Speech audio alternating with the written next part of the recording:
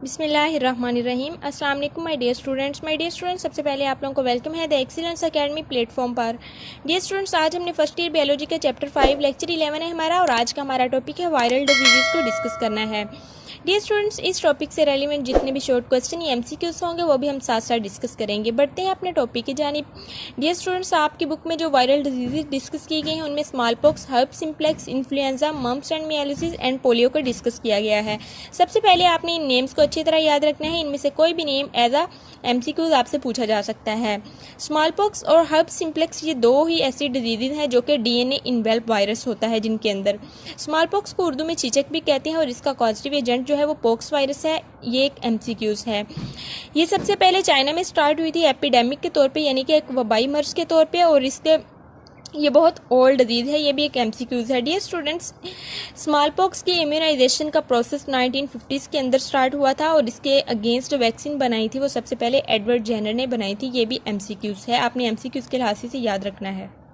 Small pox जो है ये कंटेजियस डिजीज़ है। ये भी एक एमसीक्यूज है, अछूत बीमारी है, और इसके सिम्टम्स जो हैं वो 10 to 14 डेज़ के बाद जबकि एक्सपोजर हो जाता है वायरस से तो ये स्टार्ट हो जाते हैं। डियर स्टूडेंट्स, इसकी सिम्टम्स की अगर हम बात करें तो इसमें बॉडी के ऊपर पीप से भरे हुए छाले बनते हैं, और जब वो फटते हैं तो बॉडी के ऊपर अपने स्कार्स यानी निशानात छोड़ जाते हैं जिन्हें पॉक्स कहते हैं।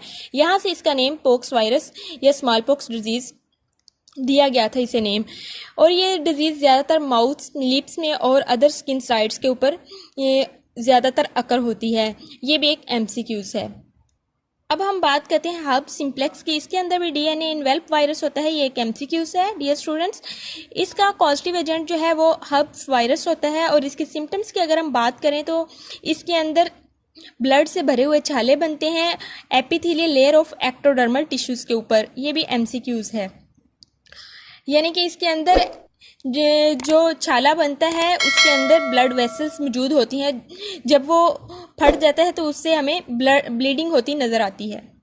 हर्ब सिम्प्लेक्स जो है ये एक नेचुरली अक्रिंग डिजीज़ है मैनकाइंड की, और ये बहुत ज़्यादा कंटेजियस डिजीज़ है। अब बात करते हैं इन्फ्लुएंजा, मम्प्स एंड मियालिसिस की। डियर स्टूडेंट्स, ये ऐसी डिजीज़ हैं जिनके अंदर आरएनए इन्वेल्प वायरस मौजूद होता है। ये आपने एमसीक्यूज के लिहाज से याद रखना है। इन्फ्लुएंजा का जो पॉजिटिव एजेंट है, इन्फ्लुएंजा यानी कि नज़ला ज़ुकाम, इसका पॉजिटिव एजेंट इन्फ्लुएंजा वायरस है, और ये ज़्यादातर वाइड स्प्रेड होता है ह्यूमन बींग्स के अंदर, और ये भी एपिडेमिक के तौर पर स्टार्ट हुआ था। जब हम इन्फ्लुएंजा के सिम्टम्स की बात करते हैं तो इसमें फीवर हो जाता है, पेशेंट को फटीग होती है, हेडेक, रनिंग नोज होती है। इस तरह से इसकी सिम्टम्स हैं, और ये भी हाईली कंटेजियस डिजीज़ है।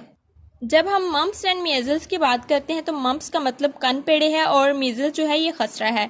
इसका जो पॉजिटिव एजेंट है ये पैरामेक्सोवायरसिस है। इन दोनों के अंदर ही पैरामेक्सोवायरसिस से ये डिजीज़ कॉज होती है, और ये एक आरएनए इन्वेल्प वायरस है। ये बहुत इंपॉर्टेंट एमसीक्यूज है।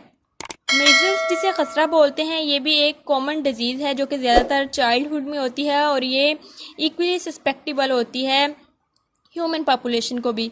ये जब किसी भी अडल्ट में या किसी भी चाइल्डहुड में किसी भी चिल्ड्रन के अंदर हो जाती है तो ये ज़्यादा इम्यूनिटी डेवलप कर देती है उसके अंदर। जिसमें ये हो जाती है एक दफ़ा, उसमें इम्यूनिटी डेवलप हो जाती है, यानी कि दोबारा अगर ये किसी में एक दफ़ा होगी तो दोबारा इसके होने के चांसेस बहुत कम होते हैं।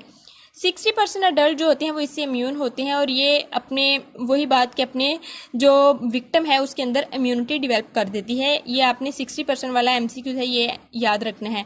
मम्प्स जो होता है ये एक कंटेजियस डिजीज़ है, और इसे कन पेड़े बोलते हैं, और ये वाइडली स्प्रेड डिजीज़ है। ये सेल्डम फैटल डिजीज़ है। डियर स्टूडेंट्स, यानी कि इससे जो अमवात हैं वो बहुत कम चांसेस होते हैं, कभी कभार अमवात हो सकती हैं।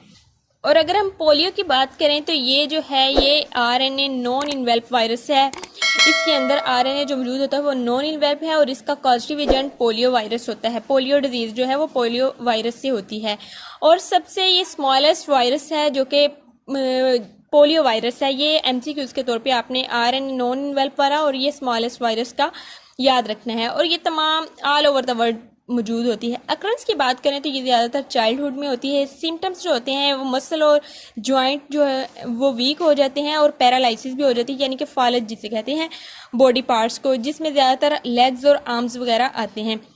ये था स्टूडेंट्स आज का हमारा लेक्चर। होप सो आपको समझ आया होगा। काइंडली आप चैनल को लाइक, शेयर एंड सब्सक्राइब करें, and stay connected for more videos. Thank you so much. अल्लाह हाफिज़।